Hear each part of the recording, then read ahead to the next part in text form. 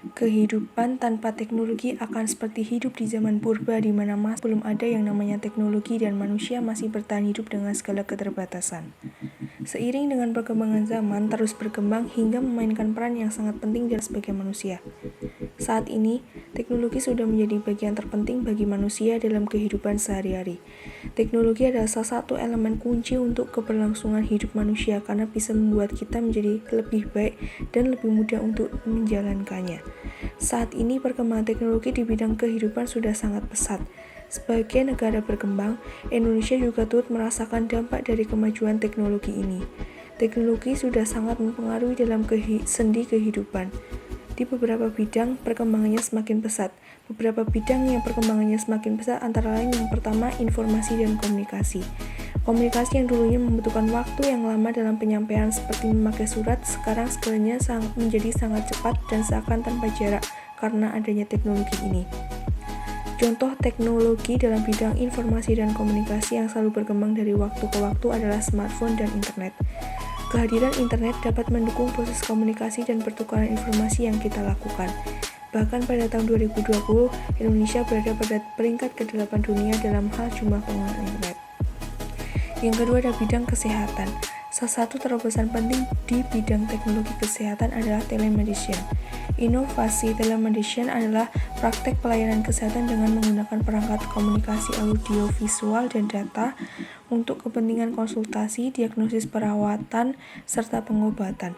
Teknologi ini memungkinkan pasien untuk bisa berkonsultasi dengan dokter tanpa tatap muka, berbagai informasi kesehatan, memesan dan membeli obat, sampai mendapatkan data kesehatan tanpa pergi ke rumah sakit hanya menggunakan sebuah aplikasi. Teknologi kesehatan di Indonesia terlihat semakin berkembang dengan munculnya rekam medis, perlengkapan elektronik, serta bermunculnya perusahaan dan rumah sakit yang menawarkan jasa telemedicine kepada masyarakat. Berbagai macam penemuan teknologi canggih di bidang kesehatan ini bertujuan untuk mempermudah kebutuhan manusia. Selain itu, perkembangan teknologi di bidang kesehatan ini diharapkan bisa memangkas biaya yang harus dikeluarkan oleh masyarakat untuk mendapatkan pelayanan kesehatan. Yang ketiga ada bidang pendidikan. Salah satu terobosan teknologi dalam bidang pendidikan yaitu tele-education atau e-learning. Tele-education atau e-learning adalah proses belajar di mana siswa menerima instruksi melalui internet, misalnya dalam bentuk video. Pada masa pandemi, seluruh masyarakat termasuk tenaga pengajar, siswa, dan orang tua dituntut untuk lebih melek akan teknologi. Tidak bisa dipungkiri, pandemi COVID ini telah memaksa percepatan kemajuan teknologi di sektor pendidikan, karena proses belajar mengajar harus dilakukan dari jarak jauh. Teknologi yang mendukung proses pembelajaran jarak jauh ini itu sendiri adalah internet dan aplikasi telekonferensi. Dengan teknologi ini, kegiatan belajar mengajar bisa dilakukan tanpa tatap muka dan kontak fisik. Selain itu, dalam dunia pendidikan saat ini sudah terdapat aplikasi belajar online yang bisa menyediakan berbagai materi pembelajaran sekolah dalam bentuk video pembelajaran. Aplikasi tersebut diharapkan dapat membantu mencerdaskan anak bangsa. Kemajuan teknologi yang berkembang semakin pesat pastinya akan mengubah gaya hidup kita. Teknologi bisa mempermudah kehidupan kita secara umum, tetapi kemajuan teknologi memiliki dampak positif dan negatif.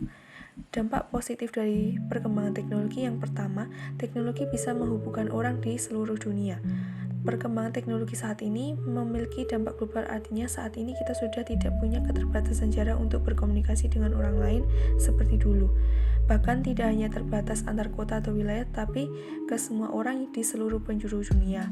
Selain itu, kita juga bisa terhubung secara cepat bahkan dalam hitungan detik saja.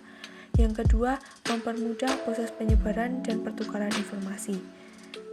Dahulu manusia hanya mengandalkan surat kabar atau televisi untuk tahu informasi terupdate.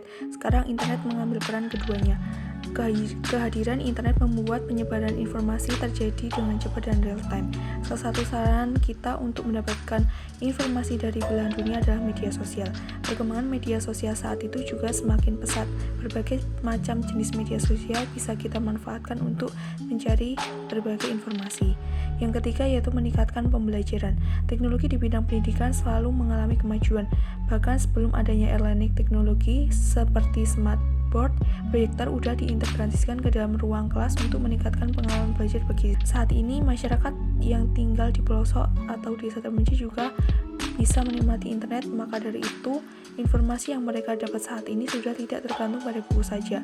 Melalui internet, para siswa bisa mendapat tambahan pengetahuan dan wawasan yang baru dengan sangat mudah dan cepat. Selain dampak positif, terdapat juga dampak negatifnya. Antara lain, yang pertama, teknologi bisa mengurangi interaksi sosial secara langsung antar manusia. Dengan kemajuan teknologi saat ini, kita cenderung lebih sering terhubung dengan kerabat secara virtual daripada menghabiskan waktu bersama secara langsung.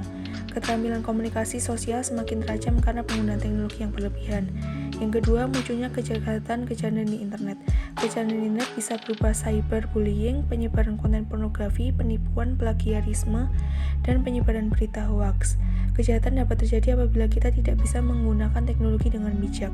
Dampak yang ditimbulkan dari kejahatan tersebut cukup berbahaya karena berpotensi merusak generasi bangsa dan bahkan memecah belah persatuan. Yang ketiga, penggunaan internet, komputer, tablet, dan handphone dalam waktu lama bisa menyebabkan digital eye strain. Digital eye strain adalah sebuah istilah untuk kumpulan gejala yang berhubungan dengan gangguan mata akibat penggunaan teknologi tersebut. Ternyata, dampak-dampak negatif yang diakibatkan oleh kemajuan teknologi itu cukup serius. Maka, kita harus bisa memanfaatkan teknologi dengan bijak. Jangan sampai kita lebih banyak mendapatkan dampak negatif daripada dampak positifnya. Cara memanfaatkan teknologi dengan bijak yaitu dengan memanfaatkan teknologi sesuai dengan kebutuhan dan membatasi penggunaan gadget yang berlebihan. Gunakan gadget untuk mencari informasi yang bermanfaat serta ilmu pengetahuan, bukan untuk menonton video terlarang. Maka dari itu, kita harus menjadi bangsa Indonesia cerdas dengan menghadapi kemajuan teknologi.